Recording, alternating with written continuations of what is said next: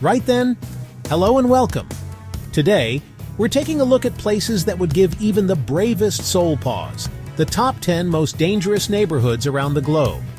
We're talking about places where crime isn't just an unfortunate statistic, it's practically woven into the fabric of everyday life. Now, I've been lucky enough to visit some pretty rough areas in my time. I've met fascinating, complicated people living in the midst of some truly challenging circumstances. And what I've learned is things are rarely black and white. We're not here to glorify violence or sensationalize these communities. We're here to try and understand the complex realities they face, to shine a light on the human stories behind the headlines. So let's be respectful, keep an open mind, and delve into the top 10 most dangerous neighborhoods in the world. Welcome to our countdown of the top 10 most dangerous neighborhoods in the world. These areas are notorious for their high crime rates and dangerous living conditions. Let's dive in. Our journey takes us first to Ciudad Juarez, Mexico, a city tragically synonymous with drug cartel violence. You see, Juarez sits right on the U.S. border, a strategic location for trafficking drugs north. And that's attracted some, shall we say, unsavory characters. We're talking powerful drug cartels who operate with terrifying impunity. Turf wars, kidnappings, extortion, you name it, it's part of the grim reality here. The murder rate is staggering, among the highest in the world. Imagine just walking down the street, never knowing if today's the day you might get caught in the crossfire. The constant threat of violence hangs over everything, creating an atmosphere of fear and uncertainty. But amidst all this, people still live their lives. They go to work, raise their families, find moments of joy. It's a testament to the resilience of the human spirit, wouldn't you say? Still, the situation in Ciudad Juarez is a stark reminder of the human cost of the drug trade, a conflict that's torn apart families and communities. Next, we find ourselves in Caracas, Venezuela. Once a thriving metropolis, it's now a city grappling with a devastating economic collapse. And where there's poverty and desperation, crime often follows. Caracas has one of the highest per capita murder rates in the world, a grim statistic fueled by gang violence, kidnappings, and robberies. The police force, stretched thin and often lacking resources, struggles to maintain control. Imagine a city where even basic necessities like food and medicine are scarce, where hyperinflation has rendered the local currency almost worthless. It's a pressure cooker of despair, and unfortunately, violence often becomes a way of life. Now, the people of Caracas, they're not defined by these challenges. They're incredibly resilient, resourceful, and determined to build a better future. But the reality is, they're living through a humanitarian crisis, one that demands global attention.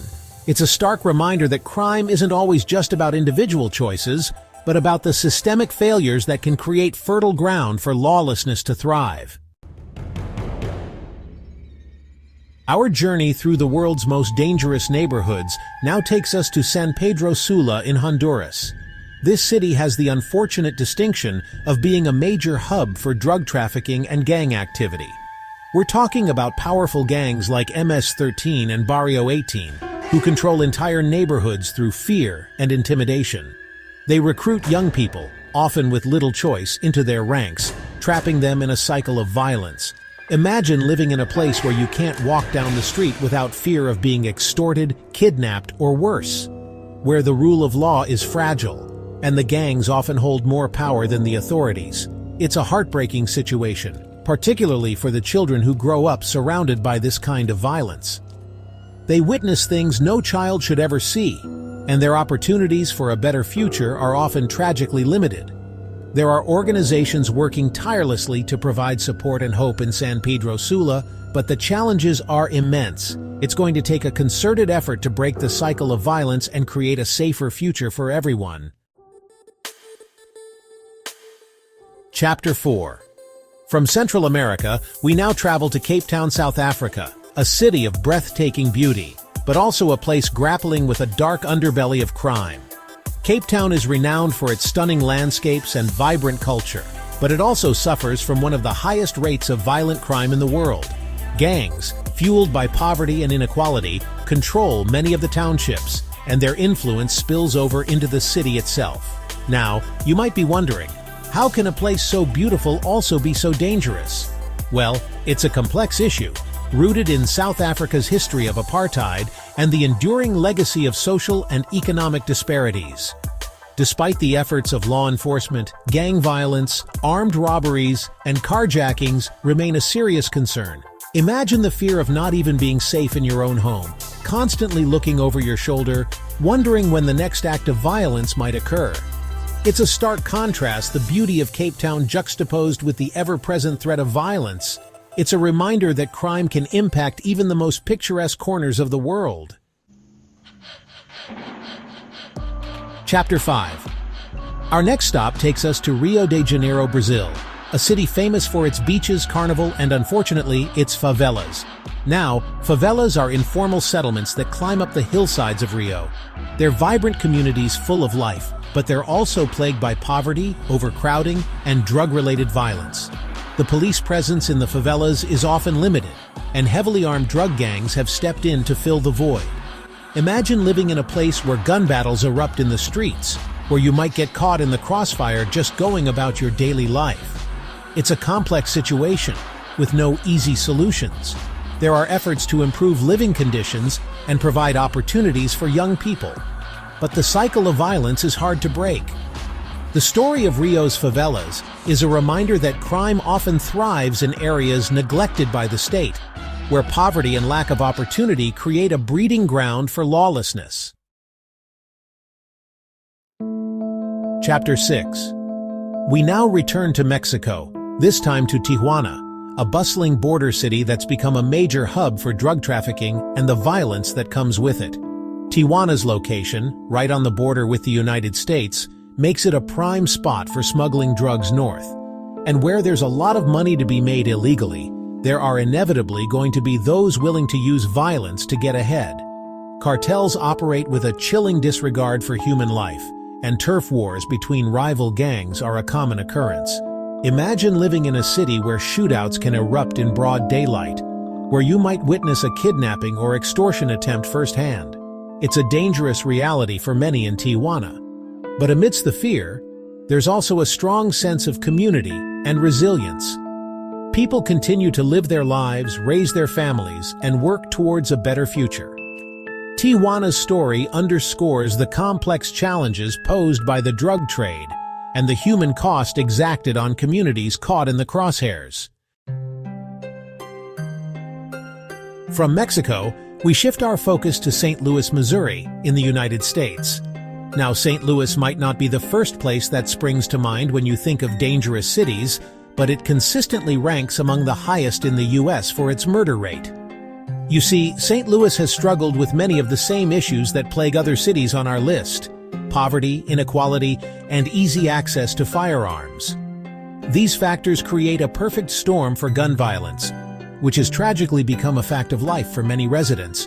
Imagine living in a city where you're constantly aware of the potential for gun violence, where you might think twice about letting your kids play outside or walking alone at night. That's the reality for far too many people in St. Louis. Now, there are incredible community organizations and individuals working tirelessly to combat this violence, to provide opportunities for young people, and to build a safer future for St. Louis. But it's an uphill battle. St. Louis serves as a stark reminder that even in a developed country like the United States, issues like gun violence and social inequality can have a devastating impact on communities. Chapter 8. Kingston, Jamaica, Paradise Island with a violent undercurrent. We journey now to the Caribbean, to Kingston, Jamaica, a city known for its reggae music, vibrant culture, and unfortunately, its high crime rate. Kingston's a city of contrasts. On the one hand, you've got stunning beaches, lush mountains, and a rich musical heritage. But on the other hand, you've got poverty, inequality, and gang violence. Gangs in Kingston are often involved in drug trafficking, extortion, and turf wars, creating a climate of fear in some communities. Imagine the frustration of knowing that your city has so much potential, but it's being held back by violence. Now, the Jamaican government is working to address these issues, but it's a complex challenge that requires a multifaceted approach. There's a need for social programs, job creation, and opportunities for young people to escape the lure of gangs. Kingston's story highlights the fact that crime can affect even the most idyllic of destinations, and that tackling it requires addressing the root causes of poverty and inequality. Chapter 9. Acapulco, from tourist paradise to danger zone. Our penultimate stop takes us back to Mexico, to Acapulco, a city that was once a glamorous tourist destination, but has sadly fallen victim to the grip of drug cartel violence. Acapulco used to be synonymous with luxury resorts, celebrity sightings, and stunning beaches. But in recent years, it's become one of the most dangerous cities in Mexico, plagued by cartel turf wars and a surge in violent crime. Imagine a place where tourists once flocked for relaxation and fun, now transformed into a battleground, where the sound of gunfire has replaced the music of beach parties. The decline of Acapulco is a cautionary tale about the devastating impact of the drug trade. It shows how quickly a city's fortunes can change when violence takes hold. Despite the challenges, there are still people in Acapulco working to reclaim their city, to make it safe again for residents and visitors alike, but it's a long and difficult road ahead. Chapter 10. Baltimore, USA, struggling for solutions in Charm City. And finally, we end our journey in Baltimore, Maryland, a city in the United States known for its history, its culture, and sadly, its ongoing struggle with violent crime.